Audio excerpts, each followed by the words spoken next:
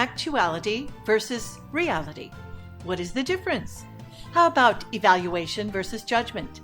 How many words do you acknowledge in your repertoire? This episode presents you with ideas on understanding the fine nuance of meaning in words and when to use them correctly. Stay tuned.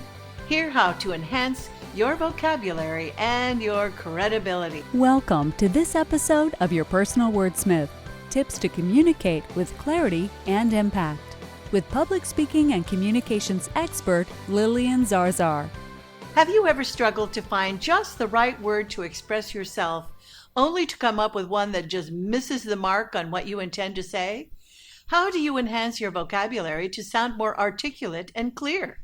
Do you know the differences in meaning among words? Let's examine two sets of frequently used words. Are you using them correctly in context? For example, here are two words and their differences: actuality and reality. Actuality is what is as it is. Reality is what is as you perceive it. Actuality is based on fact. It includes information without bias.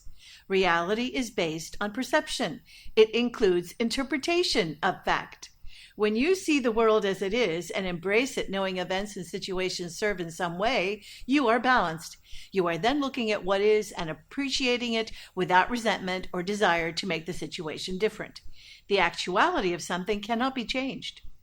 When you see the world as you are, then you are lopsided in your emotions and you want to change it. You are then looking at what you think something is and deciding you don't want it to be that way, so you make an effort to make that change. It is your interpretation of what you see that distorts the actuality, and you change your perception to create your reality. Here are two more words: evaluation and judgment. Evaluation is a calculation based on a non-emotional assessment and observation of information that is neither good nor bad. Judgment is a consideration based on an emotional approach that something is perceived to be right or wrong, good or bad. The more you are balanced in your observations, the more you evaluate. When you observe something, be it an event or a situation or even a person, you can do so without bias and without emotion. The more you are lopsided in your perceptions, the more you judge. When you perceive something, it is filtered through your mental black box that assesses how you interpret the situation or event. There is an emotional bias from which you identify that occurrence. You observe distantly, you perceive closely. Here are 3 tips to enhance your vocabulary. Number 1, look up the meaning of words in the dictionary or online when you have a choice between two words that seem to mean the same thing, yet the nuances are different. Your statement would be more accurate when you know the true meaning of the word.